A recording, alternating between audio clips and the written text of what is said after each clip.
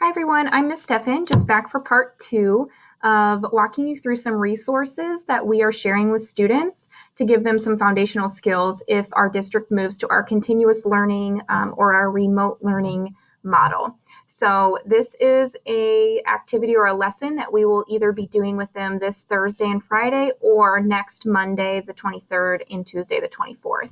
So this specific lesson goes over remote learning expectations, or what we call netiquette. So how to act and what to do when you are in a live class.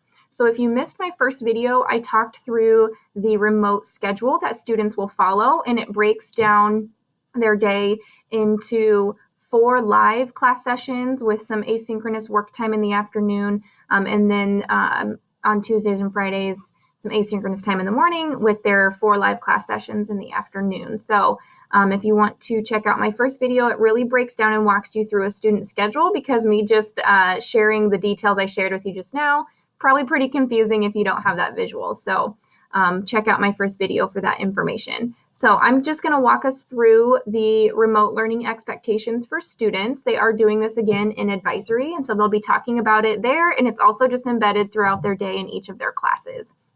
Our teachers have done a really great job of just talking through how to embed not only these skills, but some other skills as well for students throughout the upcoming weeks.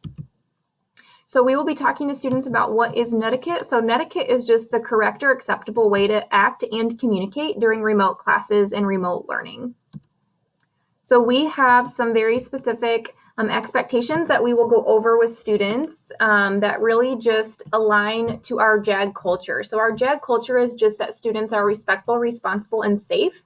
So what does that look like when I am learning remotely? So for one, being respectful, we want students to stay focused on the lesson or the topic.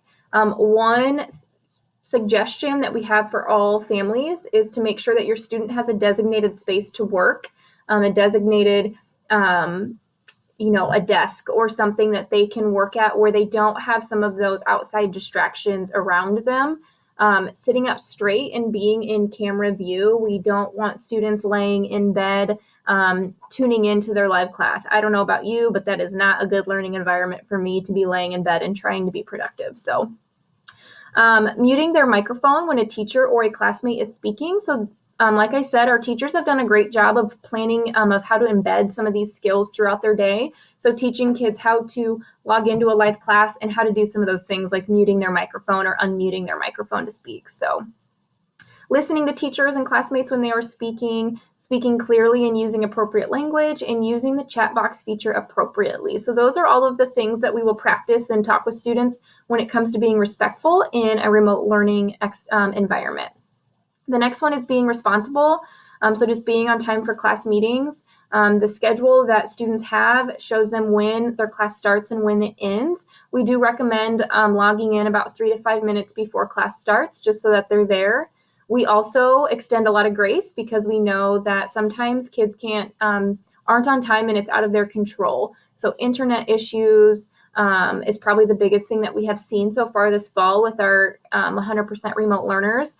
And so if your student is struggling with things like internet connection and whatnot, reach out to their teacher and let them know, why they're late if they need to. Or if it's a consistent issue, please reach out to our social worker, Heidi Zwick. She is helping families get the internet connection they need through a hotspot.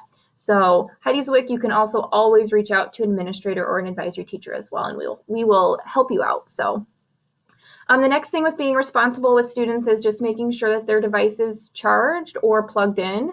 Finding a quiet place to work without distractions. So like I said, laying in bed probably isn't the best workplace. Having a surface to work on, but also, not multitasking and playing video games or having the TV on in front of them. Tuning into live classes will be really important to make sure that they have a workspace without distractions. Following directions and completing assignments to the best of your ability, actively participating in lessons and in discussions, and asking questions if you need help. So those are all areas that we will be talking to students about being responsible. And the last one is just being safe. So limiting food and drink around your device. Sometimes we always need snacks and drinks, and that's okay. but making sure that when we're eating and drinking, that it's not a distraction to others.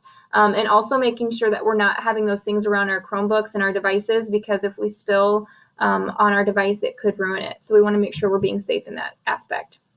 Using your device for school purposes only, not sharing passwords or personal information with others, and taking short breaks to stand up, stretch, and get water. We know that learning remotely is very different from being in person. And so taking those breaks and stretching and doing what you need, but also knowing that we need to do that in a not distracting way.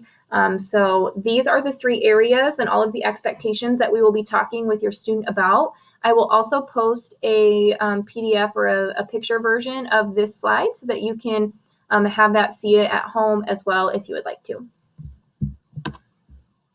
If you have questions about any of the expectations that we went over with students, or if you would like access to any of the resources that we are using, please reach out to an administrator or a counselor or an advisory teacher. Those are 3 people, 3 different groups of individuals that you can go to for help at any time, and we would be happy to connect you with the resources that you need.